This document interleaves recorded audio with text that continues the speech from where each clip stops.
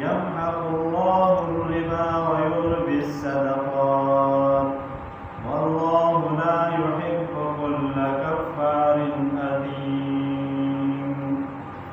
إن الذين آمنوا وعملوا الصالحات وأقاموا الصلاة وآتوا الزكاة لهم أجرهم عند ربهم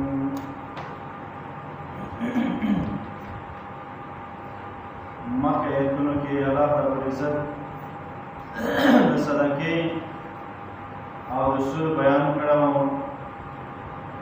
چې سود سره مال چې دی دې کې کمی راځي او زیادت ورسره نه راځي.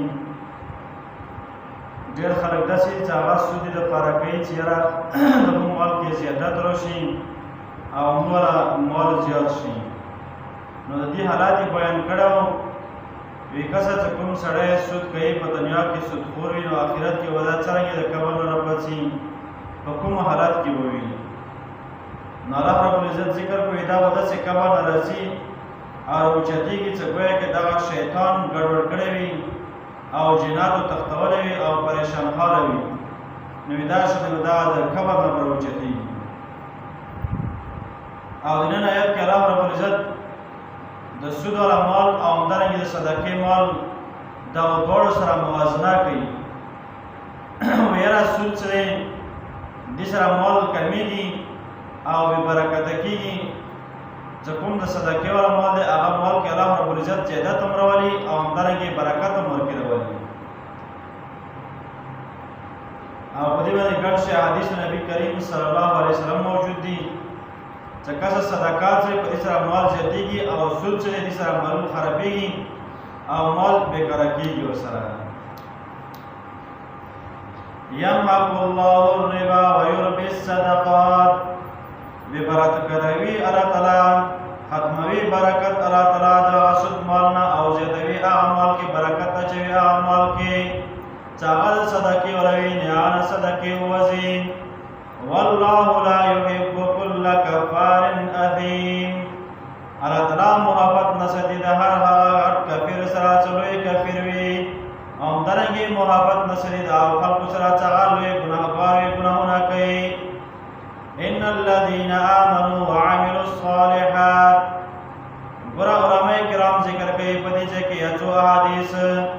یربي الصدقات الله تعالی برکت اچوي په صدقې سره په مالونو کې. حدیث کې راځي ابو هريره رضی الله تعالی عنه نبی کریم صلی الله علیه وسلم نه نقل کوي وی ان الله يقبل صدقه الله تعالی قبلوي دغه صدقې او بیا دې صدقې سره زیاتوي مالونه لکه څرنګه یو سړی الله چې ژوند زیاتېږي ماشوم غټېږي نو همدارنګې الله تعالی په صدقې سره مالونو کې زیادت راولي. دا حدیث بخاري او مسلم دواړو کې موجود دی. بل حدیث د ابو هريره رضی الله تعالی عنه را نقل دی. فرمایي نبی کریم صلی الله علیه وسلم دا خبره کړې دی ما نقصت صدقه من مال وی دغه صدقې والا مال چې کوم دی دغه مال کې کمی نه راولي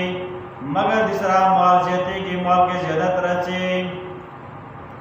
بل دا چې وما زاد الله بعف الا عزا الله تعالی نه زیاتوي په عفو سره یعنی معافي سره مګر دغه سړي والا عزت زیاتوي عزتمند کوي. بل دریمه خبره ده وما تواضع احد لله یو سړی عاجزي کوي تقوا اختیاروي پرهیزګاري کوي عاجز وي تکبر نه یې ورکوي لوی ورکوي نه وي نو دې سره الله تعالی څه دی الا رفعه الله رواه مسلم دې سره الله تعالی دې والا درجې اوچتوي الله تعالی دې والا شان اوچتوي.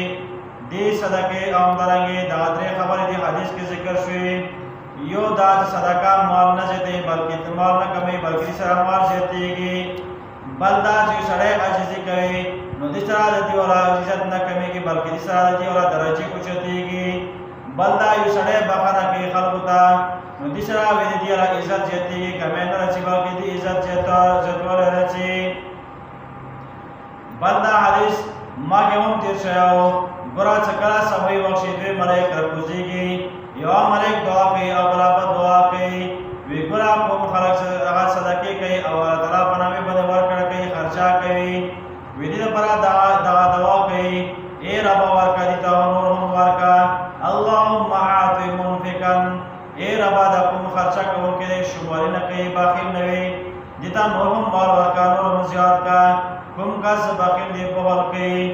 صدقې نه پیژني تعالی تعالی په نامه باندې ورکړه نه پیژني نو دا ملائک دې لپاره دعا کوي اے رب دې نه واخله دا مال نور هم واخله دا نور هم شوم او باخیل کا